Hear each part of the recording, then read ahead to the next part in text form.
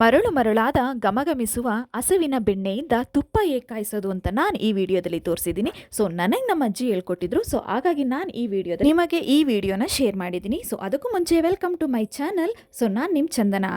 ನಾನಿಲ್ಲಿ ಮೊದಲು ತುಪ್ಪ ಕಾಯಿಸೋಕ್ಕೆ ಬೇಕಾಗಿರುವಂಥ ಒಂದು ಪುಡಿಯನ್ನು ಮಾಡ್ಕೋಬೇಕು. ಸೊ ಅದಕ್ಕೆ ಬೇಕಾಗಿರುವಂಥ ಐಟಮ್ ಏನು ಅಂದರೆ ಸ್ವಲ್ಪ ಮೆಂತೆಕಾಳು, ಹಾಗೆ ಒಂದು ವೀಳ್ಯದೆಲೆ, ಸ್ವಲ್ಪ ಅರಿಶಿನ ಕೊನೆ, ಹಾಗೆ 2 ಏಲಕ್ಕಿ, 2 ಲವಂಗನ ತೊಗೊಂಡಿದ್ದೀನಿ. ಸೊ ಇದನ್ನೆಲ್ಲನೂ ಕೂಡ ಸ್ವಲ್ಪ ಹುರ್ಕೋಬೇಕಾಗುತ್ತೆ.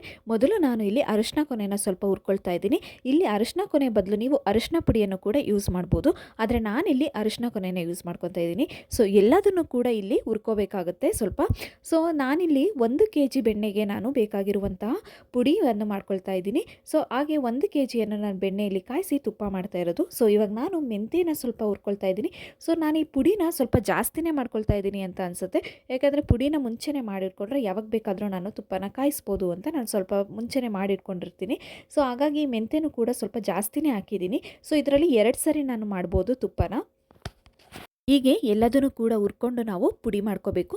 ಸೊ ಹಾಗೆ ಸ್ವಲ್ಪ ಏಲಕ್ಕಿನೂ ಮತ್ತು ನಾನು ಇಲ್ಲಿ 2 ಲವಂಗನೂ ಕೂಡ ಹಾಕಿದ್ದೀನಿ. ಕೆಲವರು ಇದಕ್ಕೆ ಬೆಳ್ಳುಳ್ಳಿನೂ ಕೂಡ ಹಾಕ್ಕೊಳ್ತಾರೆ, ಆದರೆ ನಾನಿಲ್ಲಿ ಬೆಳ್ಳುಳ್ಳಿನ ಹಾಕಿಲ್ಲ, ಯಾಕಂದರೆ ಅದ್ರ ಸ್ಮೆಲ್ ನನಗಾಗಲ್ಲ. ಸೊ ಬೇಕಂದರೆ ನೀವು ಬೆಳ್ಳುಳ್ಳಿನ ಆ್ಯಡ್ ಮಾಡ್ಕೋಬೋದು. ಸೊ ಈ ರೀತಿ ಎಲ್ಲದನ್ನು ಕೂಡ ನಾವು ಹುರ್ಕೊಂಡು ಪುಡಿ ಮಾಡ್ಕೋಬೇಕಾಗುತ್ತೆ. ಸೊ ನಾನೀಗ ಜಾರಿಗೆ ಎಲ್ಲದನ್ನು ಟ್ರಾನ್ಸ್ಫರ್ ಮಾಡ್ಕೊಂಡಿದ್ದೀನಿ. ಸೊ ಇದನ್ನು ಪುಡಿ ಮಾಡ್ಕೋಬೇಕು, ತರಿಯಾಗಿ ಪುಡಿ ಮಾಡ್ಕೊಂಡ್ರೆ ಒಳ್ಳೆಯದು. ಸೊ ನಾನು ಆಲ್ರೆಡಿ ಈಗ ಪುಡಿ ಮಾಡಿಕೊಂಡು ಇಟ್ಟಿದ್ದೀನಿ. ನೆಕ್ಸ್ಟ್ ಇವಾಗ ಬೆಣ್ಣೆನ ಕಾಯಿಸೋದಕ್ಕೆ ಒಂದು ದೊಡ್ಡ ಪಾತ್ರೆಗೆ ಹಾಕಬೇಕಾಗತ್ತೆ. ನಾನಿಲ್ಲಿ 1 kg ಬೆಣ್ಣೆನ ತೊಗೊಂಡಿದ್ದೀನಿ. ನಾವು ಎಷ್ಟು kg ಬೆಣ್ಣೆ ತೊಗೊಂಡಿದ್ದೀವಿ ಸೊ ಅದ್ರ ಡಬಲ್ ಅಷ್ಟು ದೊಡ್ಡದಾದ ಪಾತ್ರೆಗೆ ಹಾಕಿದ್ರೆ ಒಳ್ಳೆಯದು, ಯಾಕಂದರೆ ಬೆಣ್ಣೆ ಅದು ಕಾಯ್ತಾ ಇರಬೇಕಾದ್ರೆ ಉಕ್ಕುತ್ತೆ. ಸೊ ಹಾಗಾಗಿ ನಾವು ದೊಡ್ಡದಾದ ಪಾತ್ರೆಯಲ್ಲಿ ಹಾಕಿದ್ರೆ ಒಳ್ಳೆಯದು. ಸೊ ಈಗ ನಾನು ಬೆಣ್ಣೆನ ಕಾಯಿಸೋದಕ್ಕೆ ಇಟ್ಟಿದ್ದೀನಿ. ಸೊ ಈ ರೀತಿ ಪಾತ್ರೆಯಲ್ಲಿ ಅದು ಕುದಿತಾ ಇರುತ್ತೆ. ಸೊ ಆ ಬೆಣ್ಣೆ ಎಲ್ಲ ಪೂರ್ತಿ ಕರಗಬೇಕು ಅದಾಗೆ. ಸೊ ಈ ರೀತಿ ಕರಗ್ತಾ ಇದ್ದರೆ ಅದರಲ್ಲಿ ಇರುವಂಥ ಎಲ್ಲದೂ ಕೂಡ ನೊರೆ ಬತ್ತಬೇಕು. ಸೊ ಏನು ನಾನು ಒಂದು ಸೀಕ್ರೆಟ್ ಹೇಳ್ತೀನಿ ಈ ಒಂದು ತುಪ್ಪ ಕಾಯಿಸೋದಕ್ಕೆ ಅಂದರೆ, ಸೊ ಅದು ಎಷ್ಟು ಕರಗಬೇಕು ಆ ಬೆಣ್ಣೆ ಪೂರ್ತಿ, ಯಾವಾಗ ಅದು ಕಂಪ್ಲೀಟ್ ಕರಗಾದ್ಮೇಲೆ ನಾವು ಈ ಒಂದು ಪೌಡರ್ನ ಹಾಕಬೇಕು, ಹೇಗೆ ಗೊತ್ತಾಗಲ್ಲ ಕೆಲವರಿಗೆ ಅಲ್ವಾ. ಸೊ ಯಾವಾಗ ಅದನ್ನು ನಾವು ಪುಡಿ ಹಾಕಿದ್ರೆ ಅದು ತುಪ್ಪ ರೆಡಿ ಆಗುತ್ತೆ ಅಂತ.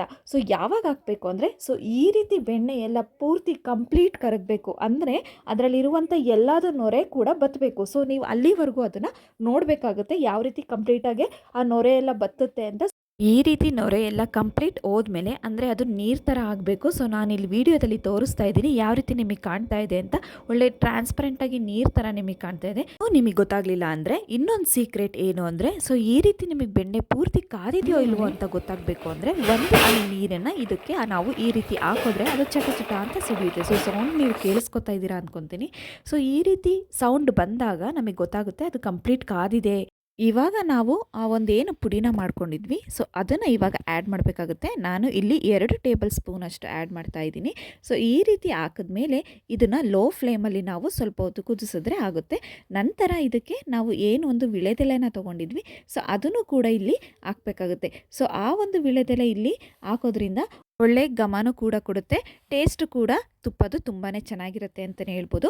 ಸೊ ನಾನಿವಾಗ ಆ ಒಂದು ವೀಳ್ಯದೆಲೆನ ಇಲ್ಲಿ ಫೈನಲಿ ಹಾಕ್ತಾ ಇದ್ದೀನಿ. ಸೊ ಈ ವೀಳ್ಯದೆಲೆ ಹಾಕಿದ್ರಿಂದ ಸೊ ಆ ತುಪ್ಪದಲ್ಲಿ ಚಟ ಚಟ ಅಂತ ಸಿಡಿಯುತ್ತೆ, ನೀವು ನೋಡ್ತಾ ಇರ್ಬೋದು. ಆ ಎಲೆ ಎಲ್ಲ ಪೂರ್ತಿ ಆ ತುಪ್ಪದೊಂದಿಗೆ ಸೇರಿ ಒಂಥರ ಡ್ರೈ ಆದಂಗೆ ಆಗುತ್ತೆ ಆ ವೀಳ್ಯದೆಲೆ. ಸೊ ಈ ರೀತಿ ಆದರೆ ಅಲ್ಲಿ ಕಂಪ್ಲೀಟ್ ತುಪ್ಪ ತುಂಬಾ ಚೆನ್ನಾಗಿ ಕಾಯಿಸಿದೆ ಅಂತ ಅರ್ಥ. ಇವಾಗ 1-2 ನಿಮಿಷ ನಾವು ಲೋ ಫ್ಲೇಮಲ್ಲಿ ಅದನ್ನು ಬಿಟ್ಟು ಆಮೇಲೆ ಅದು ಆರಿದ ನಂತರ ನಾವು ಸೋಸಬೇಕಾಗುತ್ತೆ. ಸೊ ಇವಾಗ ನಾನು ಅದು ಕಂಪ್ಲೀಟ್ ಆಗಿದೆ, ನಾನು ಇವಾಗ ಗ್ಯಾಸ್ ಆಫ್ ಮಾಡ್ಕೊಳ್ತಾ ಇದ್ದೀನಿ. ಸೊ ನೋಡಿ ನಮ್ಮ ತುಪ್ಪ ಯಾವ ರೀತಿ ರೆಡಿಯಾಗಿದೆ ಅಂತ. ಫುಲ್ಲು ಟ್ರಾನ್ಸ್ಪರೆಂಟಾಗಿ ನೀರು ಥರ ಈ ರೀತಿ ಆದರೆ ತುಪ್ಪ ತುಂಬಾ ಚೆನ್ನಾಗಿ ಬಂದಿದೆ ಅಂತ ಹೇಳ್ಬೋದು.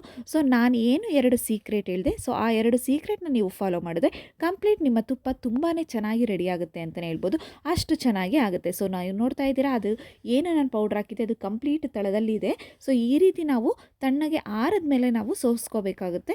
ಸೊ ಎಲೆ ಸಮೇತ ನಾವು ಇಲ್ಲಿ ಸೋಸ್ಕೊಂಡು ನಮ್ಮ ತುಪ್ಪ ರೆಡಿಯಾಗುತ್ತೆ. ಸೋಸ್ಕೊಂಡು ಉಳಿದಿರುವಂಥ ಈ ಪುಡಿನ ನಾವು ವೇಸ್ಟ್ ಮಾಡಬಾರ್ದು. ಸೊ ನಾವು ಸಾಂಬಾರ್ ಜೊತೆಗೆ ಈ ಒಗ್ಗರಣೆಗೂ ಕೂಡ ಅದನ್ನು ಸೇರಿಸ್ಕೋಬೋದು ಅಂತಲೇ ಹೇಳ್ಬೋದು. ಸೊ ನೋಡಿ ನಮ್ಮ ತುಪ್ಪ ಯಾವ ರೀತಿ ರೆಡಿಯಾಗಿದೆ ಅಂತ. ಘಮಘಮಿಸುವ ಮರಳು ಮರಳಾದ ತುಪ್ಪ. ಈ ಸೀಕ್ರೆಟ್ನೊಂದಿಗೆ ತುಪ್ಪ ಕಾಯಿಸೋದು ನಿಮಗೆ ಇಷ್ಟ ಆದರೆ ಈ ವಿಡಿಯೋನ ಲೈಕ್ ಮಾಡಿ, ಹಾಗೆ ಕಮೆಂಟ್ ಮಾಡಿ, ಹಾಗೆ ನನ್ನ ಚಾನಲ್ನ ಸಬ್ಸ್ಕ್ರೈಬ್ ಮಾಡೋದು ಮರಿಬೇಡಿ. Thank you for watching. Next ವಿಡಿಯೋದಲ್ಲಿ ಸಿಗ್ತೀನಿ. ಬಾಯ್.